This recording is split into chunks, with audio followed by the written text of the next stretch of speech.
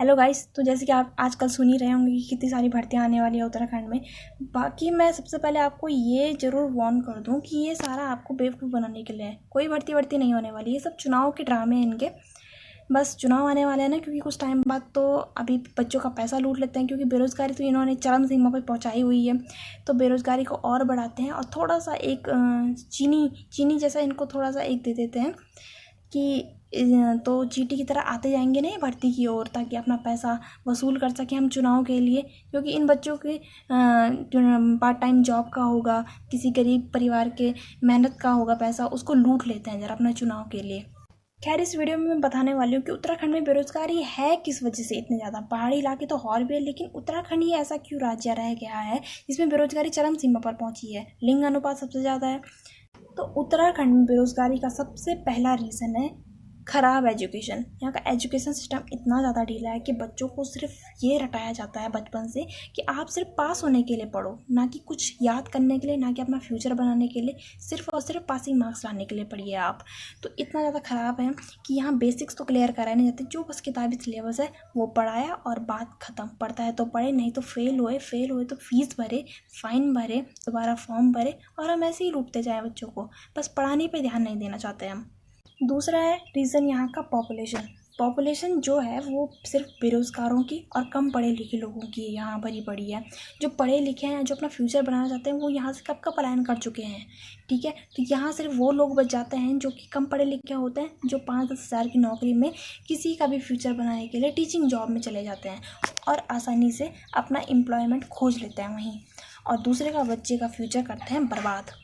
मतलब पॉपुलेशन और लो education system की मारामारी इतनी है यहाँ कि एक 70,000 सैलरी पाने वाला सरकारी टीचर अपना बच्चा एक 5,000 वाले टीचर के भरोसे एक प्राइवेट स्कूल में छोड़ देता है। मतलब उसको अपनी पढ़ाई पे इतना भरोसा नहीं कि मैं अपने बच्चों को खुद पढ़ा सकता हूँ, बल्कि उस 5,000 जॉब वाले जो एक प्राइवेट स्कूल में काम कर रहा है उसके भरोसे छोड़ देता है उसका फ्यूचर। तीसरा जो बेरोज़गारी का रीज़न है उत्तराखंड में, वो है पलायन। जो पढ़े लिखे लोग होते हैं, जो कुछ करना चाहते हैं, उन्हें पता है उत्तराखंड में तो कुछ होने वाला है नहीं। ना ही यहाँ इंडस्ट्री अच्छी है, ना यहाँ के कुछ सीरियल बनते हैं, ना फिल्में अच्छी बनती हैं, ना गाने कुछ काम के बन रहे हैं आजकल। तो वो चले जाते हैं अपने फ्यूचर बनाने के लिए बाहर।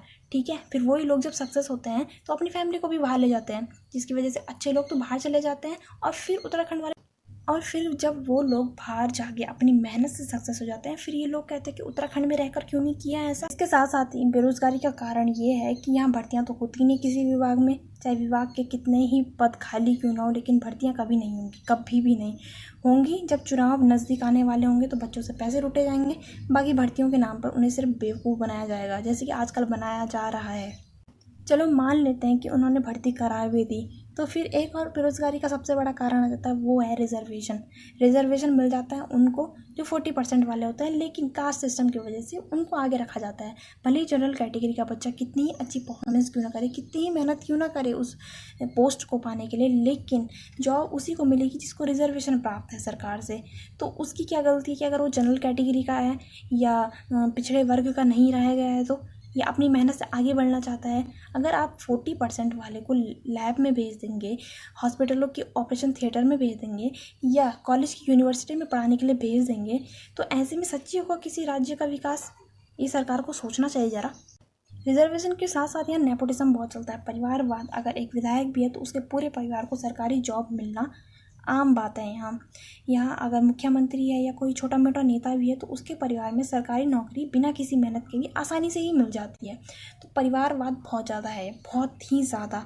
और राजनीति तो इतने गंदे तौर पर होती है, नेता लोग क्या ही कहें। यहाँ आपको लगभग हर नेता राष्ट्रभक्त कहता है, देशभक्त कहता है, लेकिन आर्मी में जाने के लिए तैयार नहीं, अपने बच्चों को आर्मी में भेजने के लिए तैयार नहीं है, क्योंकि देशभक्ति सिर्फ गरीब का बच्चा कर सकता है। और यही वजह है कि उत्तराखंड में लगभग हर परिवार से एक ना एक लड़का फौज में ज़रूर गया होता है, क्योंकि रोज़गार का कोई साधन तो छोड़ा है नहीं यहाँ की सरकारों ने। तो उनको एकमात्र सहारा जो दिखता है वो होता है फौज। आर्मी में चले जाओ और वहीं अपना करियर बनाओ। करियर तो क्या बनना, लेकिन और कोई ऑप्शन ही नहीं होता है बच्चों के पास, इसलिए वो आर्मी में ही हमेशा देशभक्ति निकालते हैं अपनी। मतलब आत्मनिर्भर शब्द आने के बाद, आत्मनिर्भर बनने के बाद जो सबसे ज़्यादा आत्मनिर्भरता का पालन किया है वो है उत्तराखंड के लोगों ने। उत्तराखंड के लोग हमेशा से ही आत्मनिर्भर थे।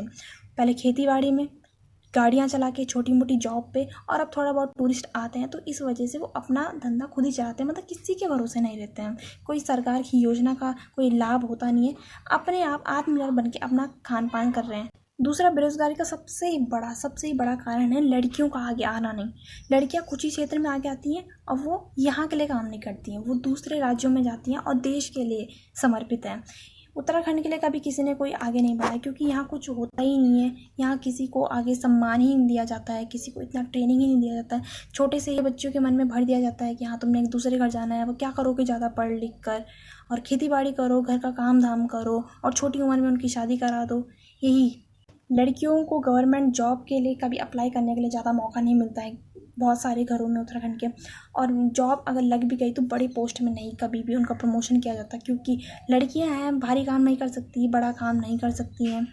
और लड़कियों को सिखाया जाता है कि हाँ तुम पशुपालन करो, घर पे रह के काम धंधा करो। यही लड़कियों को प्राइवेट जॉब नहीं करनी दी जाती है। और पॉलिटिक्स, खासकर पॉलिटिक्स में आज तक कभी भी कोई लड़की नहीं देखी है मैंने। बहुत कम लड़कियां हो जाती हैं जो निकल जाती हैं, जो सीधा बड़े पोस्ट पर जाती है पॉलिटिक्स में। लेकिन छोटे मोटे विधायक के तौर पर या छोटी मोटी, खैर मुख्यमंत्री तो आज तक देखा नहीं, जितने भी देखे वो सारे 60 साल के बाद वाले देखे हैं, जिनको पता नहीं कैसे कैसे विवादित बयान देते हैं। अगर उत्तराखंड का विकास सच में हो सकता है तो वो है कि इस रिजर्वेशन को ख़त्म किया जाए। सबसे पहले रिजर्वेशन देना बहुत अच्छी बात है, लेकिन रिजर्वेशन देना है तो उनको दो जो किसी तरीके से विकलांग है और जॉब करना चाहते हैं, सच में देशभक्ति है उनके मन में, उनको दे रिजर्वेशन। लड़कियों को दें, बेटियों को दें यहाँ की, ताकि वो आगे बढ़ सके, अपने पैरों पर खड़ी हो सके। यूथ को पॉलिटिक्स में लाएँ ताकि राज्य का विकास हो। यूथ नए नए विचारों से भरा रहता है तो इससे राज्य को बहुत फ़ायदा होगा। और अगर साथ ही साथ टाइम पर सारे विभाग में भर्ती होते रहे तो इससे भी जल्द ही राज्य का विकास होगा। एजुकेशन सिस्टम को सही किया जाए, बच्चों को अच्छे से बढ़ाया जाए, पढ़ाया जाए, तो कल का फ्यूचर इनके ही हाथों में है। तभी राज्य सुरक्षित रहेगा, तभी राज्य को अच्छी नज़र से देखा जाएगा। लेकिन कब तक उत्तराखंड के लोग सिर्फ टूरिस्ट के भरोसे बैठे रहेंगे, या छोटी मोटी गाड़ी चला के, छोटी मोटी दुकानें चला के, छोटे मोटे धंधे करके चलाते रहेंगे, अपना पेट पालते रहेंगे। कभी सरकार भी तो खा के आए उनके लिए। हमेशा हम ही सरकार के लिए करें क्या?